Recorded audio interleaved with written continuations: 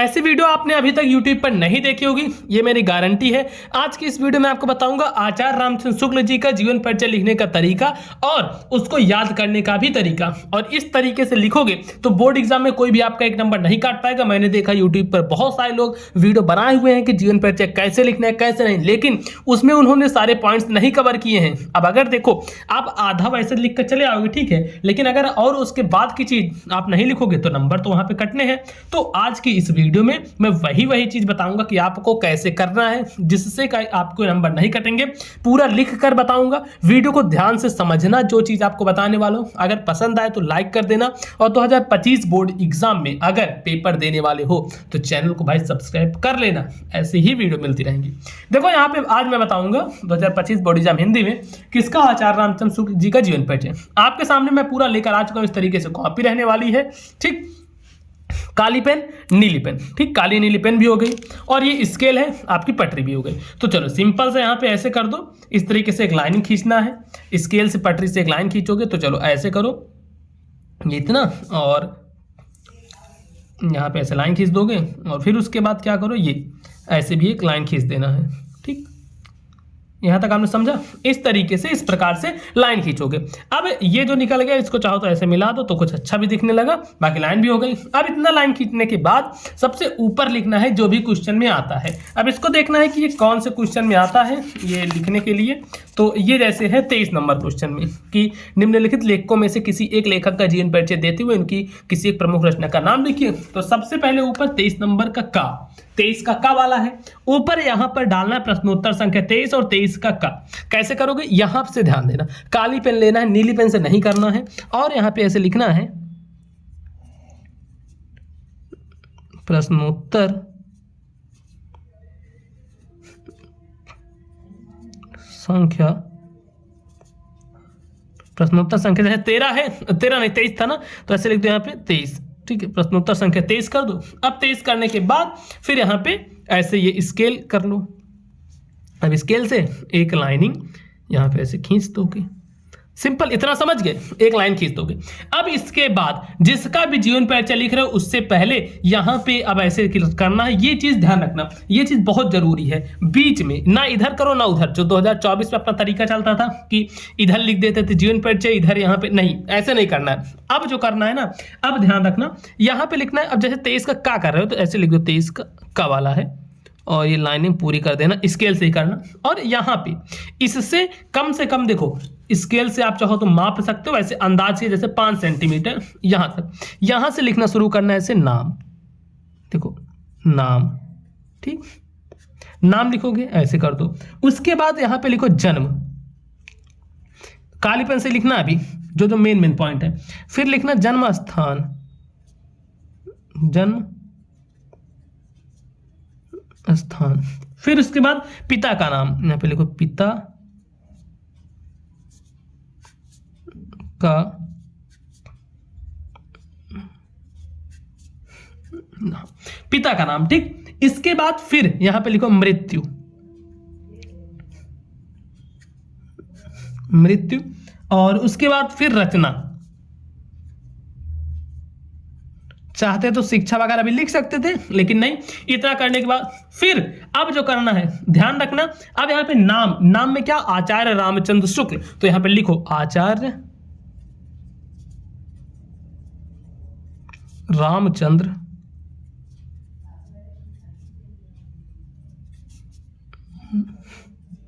शुक्ल, ठीक है, आचार्य रामचंद्र शुक्ल। उसके बाद अब क्या करोगे, जन्म, इनका जन्म कब हुआ था, ठीक, इनका जन्म कब हुआ था, किस दिन हुआ था, तो इनका जन्म हुआ था सन 1884 ईस्वी में। तो यहां पे लिखो सन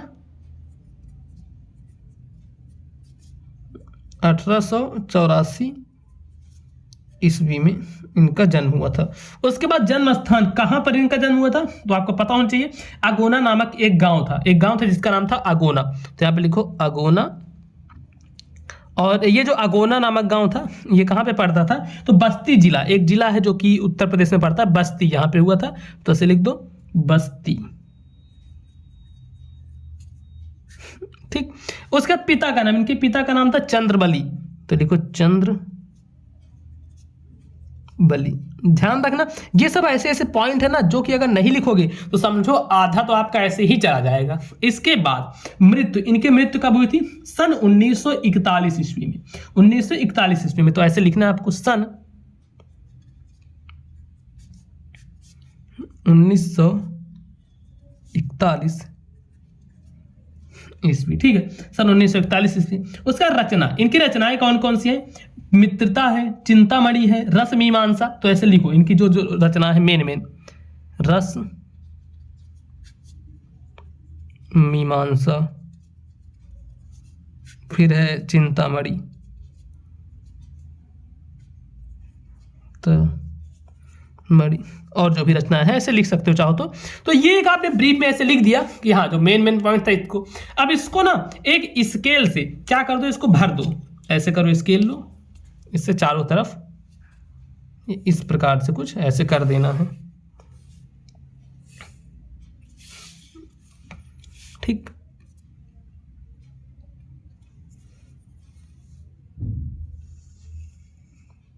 ऐसे कर देना, और ये ऊपर बचा जगह यहां पर भी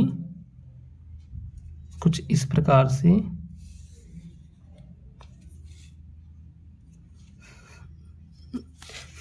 देखो ऐसे कर दोगे, देखो कितना बढ़िया लगने लगा। अब यहां पे फिर नीचे हेडिंग डालने जीवन परिचय का, काली पेन से जीवन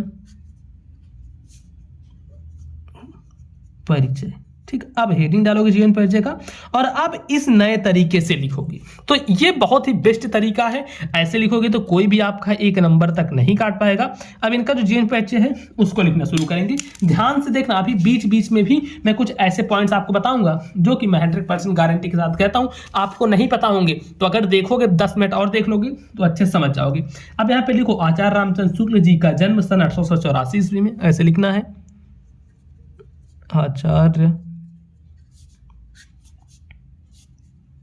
रामचंद्र, ऐसे थोड़ा बड़ा भी हो जाएगा और बढ़िया भी लिखे देखने में, आचार्य रामचंद्र शुक्ला। बहुत सारे बच्चे कहते हैं भैया आप ऊपर लाइन नहीं खींचते, इससे नंबर कट जाता है। देखो उतना कोई फर्क नहीं पड़ता, मैं अपने बोर्ड एग्जाम में भी ऐसे ही किया था, नंबर अच्छे मिले थे, ठीक। तो कोई ज्यादा फर्क नहीं पड़ता, ये ध्यान रखना, आपको जैसे समझ में वैसे, क्योंकि मैं अगर ऊपर खींचूं लाइन तो राइटिंग बिल्कुल भी नहीं बैठेगी।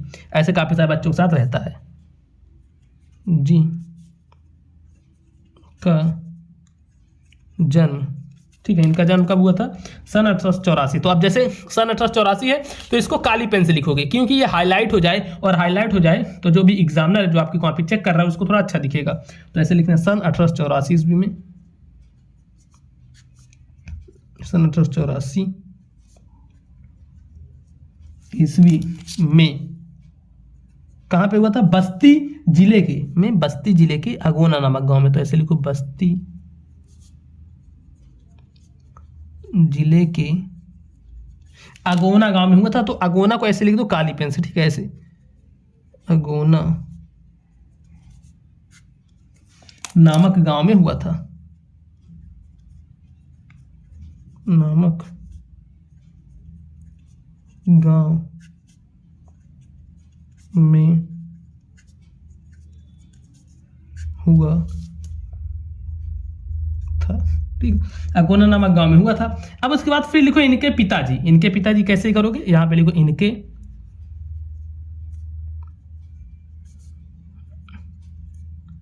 पिताजी। इनके पिताजी का जो भी नाम था, क्या नाम था? चंद्रबली, ये मैंने पहले ही बताया। तो इसको क्या करोगे ना, ये काली पेन से लिखना है, इनके पिताजी चंद्रबली शुक्ल, चंद्रबली शुक्ल, ठीक है। इनके पिता चंद्रबली शुक्ल क्या थे? मिर्जापुर में कानून गो थे। ऐसे लिखो चंद्रबली शुक्ल मिर्जापुर में कानून गो थे। कानून गो क्या करना है? काली पेन से लिखो, ऐसे कानून गो थे। चंद्रबली शुक्ल क्या थे? कानून गो थे। और फिर उसके बाद यहां से लिखो गणित में कमजोर होने के कारण। कैसे करोगे? ध्यान से देखते चलना, जैसे जैसे मैं बताते चल रहा हूं वैसे वैसे ही लिखना है, कहीं भी आपको कोई एक नंबर नहीं काट पाएगा। जो बीच बीच में मैं काली पेन से लिख रहा हूं ना, ये लिखना जरूरी होता है। अगर ऐसे लिखोगे तो समझ लो काफी बेटर रहता है, काफी बढ़िया रहता है। तो कहां तक पहुंचे थे? इनके पिता चंद्रबली शुक्ल मिर्जापुर में कानून गो थे। अब इसके आगे लिखना है, तो इसके बाद क्या लिखोगे? गणित में कमजोर होने के कारण ये, ऐसे लिखो गणित गणित में कमजोर होने के कारण, गणित में कमजोर होने के कारण ये आगे नहीं पढ़ सके, आगे नहीं पढ़ सके। ठीक है, गणित में कमजोर होने के कारण ये आगे नहीं पढ़ सके। उसके बाद फिर लिखो, इन्होंने मिर्जापुर के न्यायालय में नौकरी आरंभ कर दी। इन्होंने मिर्जापुर के न्यायालय में, इन्होंने मिर्जापुर के न्यायालय में, ठीक है, इन्होंने मिर्जापुर के न्यायालय में नौकरी आरंभ कर दी, परंतु नौकरी आरंभ कर दी,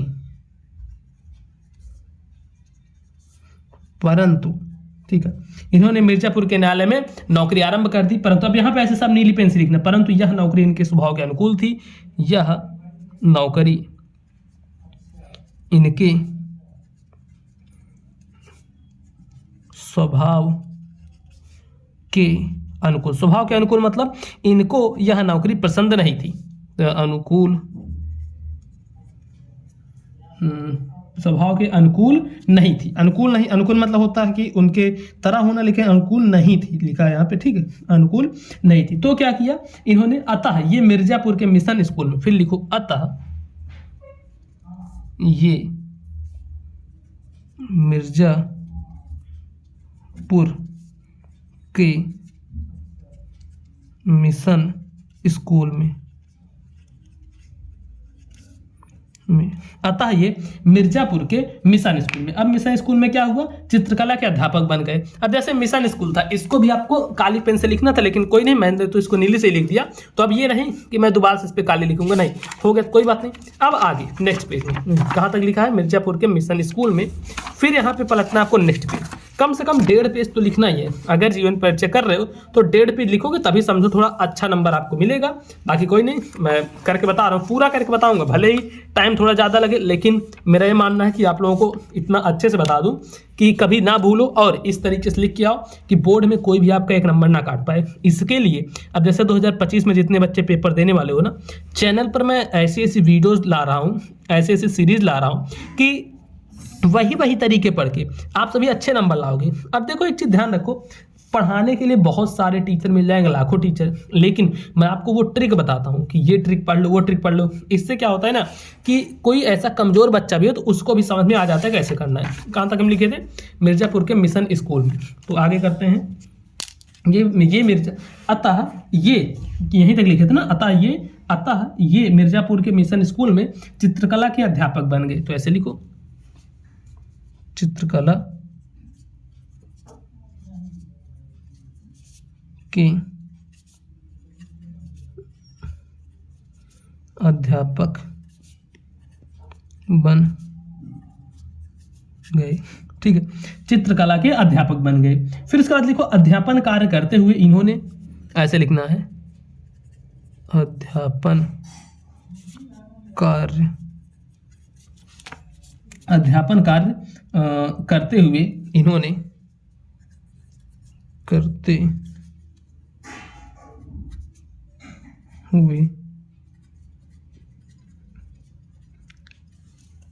अध्यापन कार्य करते हुए इन्होंने अनेक कहानियां, अनेक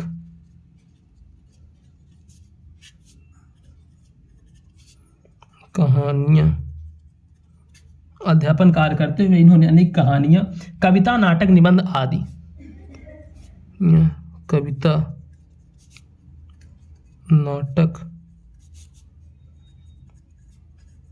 निबंध आदि की रचना की, ठीक है, आदि की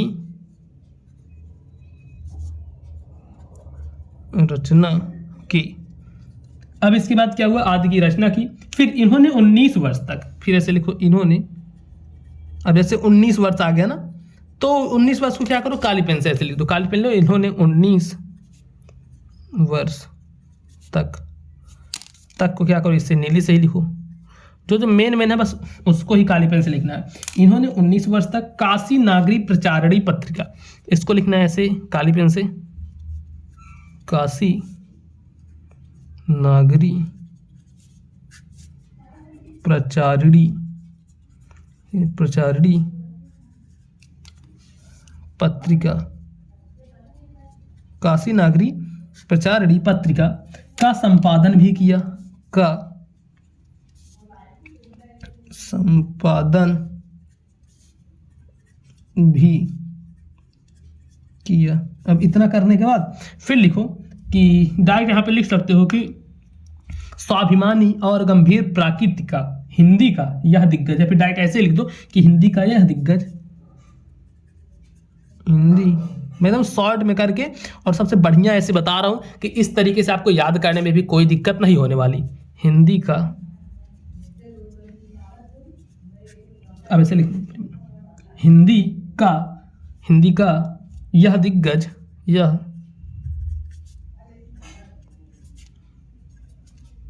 दिग्गज सन 1941 ईस्वी में, सन 1941 ईस्वी में